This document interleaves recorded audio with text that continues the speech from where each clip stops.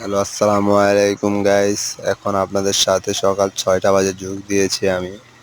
সকাল ৬টা বাজে। দেখুন এলাকার কি ঠান্ডা নীরব পরিবেশ। ঠান্ডা আবহাওয়ার মধ্যে আমরা হাঁটছি, যে পরিবেশে সচরাচর আমরা বের হয় না। সকাল মানুষ মনে করো যে মানুষ প্রায় ১০টা ৯টার দিকে ঘুম থেকে ওঠে। আমাদের মতো মধ্যবিত্ত মানুষরা সকাল ৬টা বাজে ঘুম থেকে ওঠে। শুধু তারাই দেখতে পারে সকালের সৌন্দর্য ও মনোরম পরিবেশ। এখন আমরা এখন আমাদের বাড়ির ঐতিহ্যবাহী কবরস্থানের পাশ দিয়ে যাচ্ছি।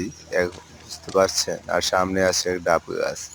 সেই ডাব গাছ থেকে কতই না ডাব খেয়েছি ছোটোবেলা। এ হলো আমাদের ঐতিহ্যবাহী কবরস্থানের রাস্তা। ওকে, ভালো থাকবেন।